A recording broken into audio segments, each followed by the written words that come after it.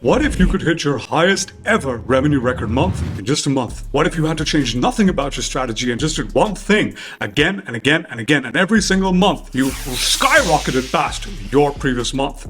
And what if you could achieve this? This is going to blow your mind. What if you could achieve this without even focusing on it, without even actively trying to do it? If that sounds like something you're up for, hang on. Let's get into the video.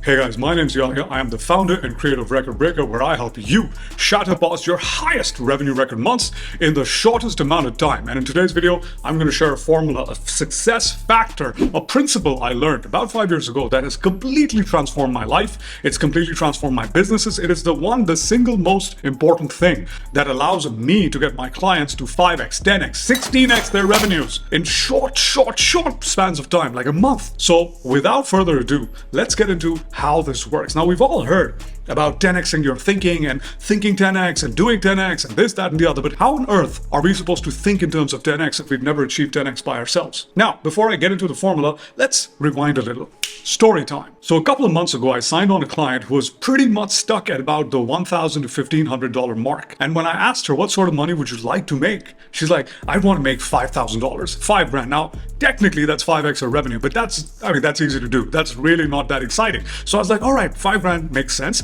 but what excites you? What's like a dream goal that you've always had? And she said, yeah, that's $10,000. For me, $10,000 is like the epitome of success. I've never made that. I've always been struggling, fluctuating between less than $1,000 and sometimes $1,500 at best. So that to me would just completely blow my mind. I was like, cool, we aligned on that. We set that as the target. Then I asked her, I said, what to you sounds like an unbelievable target? A target that you secretly would love to hit, but it's just completely out of the realm of your imagination at the moment. And that target, my friends, was $20,000. That's 20x what she was making. Now, while 20x sounds amazing, this is the tricky part. She didn't really believe it. It was a dream, it was a fantasy. And she was like, oh, that'd be amazing. This is the problem with most people. And this is why most people, maybe some of you, are stuck at certain numbers, because the subconscious mind, when it doesn't believe something, it makes sure you never ever get to it. It allows you to only stay where you believe you can achieve, not above that. Now, how do we tackle the belief problem without going to a guru or taking 3 to 6 months off to go work on limiting beliefs? So for her, we set 2 targets. One was $10,000, which was 10 times her money. It was very exciting. It was amazing. That we called the operational target, the OT. And then we set another target, which was $20,000, which is 20x the amount of money she was making. And we call that the AT, the aspirational target. So the operational target is what you think you deserve to hit, what would completely excite you, make you really happy, and what you think is believable. And then $20,000, the aspirational target, is something that you don't really believe is possible. But yeah, it'd be awesome if you hit that. Now, you're probably wondering, all right, yeah, cool. So we set 2 targets, 2 arbitrary targets. We're having trouble hitting 1 target. How do we hit 2?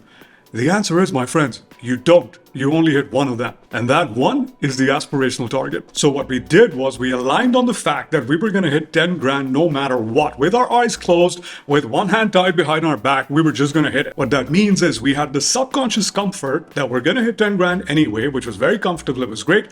And we had the subconscious excitement of working towards $20,000. And this combination of comfort and excitement is killer combination, allows for people to reprogram their minds rapidly, very, very quickly. So what we set about doing was we planned for everything based on hitting a $20,000 target. We reverse engineered everything: lead generation, sales conversion, pricing, content creation, meetings. Everything that was done was based on hitting the $20,000 aspirational target. So during the first week, she continued to put in the work. She didn't truly believe it, but she continued to put in the work because she was super excited. And we more or less hit $5,000 in the first week. Now, the old version of her would have been super excited. She would have been over the moon because $5,000 for her was huge. It was 5x her money. But now that she'd hit $5,000, and during that week, she had slowly started to reorient herself towards the $20,000 mark. So the $5,000 didn't truly excite her. And around the 2-week mark, we crossed $10,000. This is where it gets even more tricky, because most people, when they hit the $10,000 mark,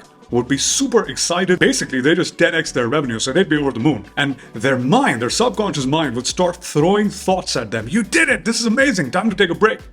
You did it. This is awesome. How about you go spend some of that money? And then other people would be like, all right, I made enough money to last me for 6 months. I don't need to work so hard. Most people would stay stuck at this level because that's how the mind works. And they feel amazing about themselves. And right after they feel amazing, they start sabotaging themselves. They start creating reasons and excuses. Their mind just throws everything at them to keep them stuck at that level. But in her case, it had been 2 weeks and she'd been working towards a 20 grand target. She developed a new level of confidence because basically we'd raised her prices. She developed a far more thorough conversion process and her lead generation was through the roof. She no longer was motivated by the 10 grand. She was now fixated at the 20 grand mark. Now here's the fun part.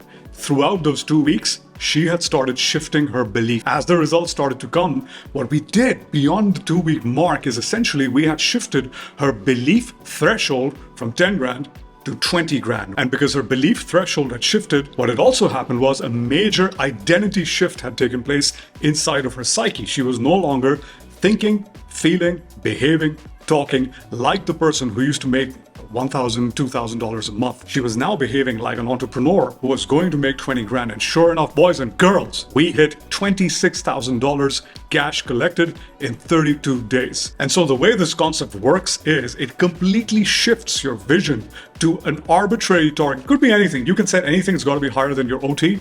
So you're no longer fixated on the OT. Now the OT might be the true real target that you want to hit, but you work towards AT. You work towards the higher target. And because you're working towards the higher target, you invariably always end up at a money figure that's between OT and AT.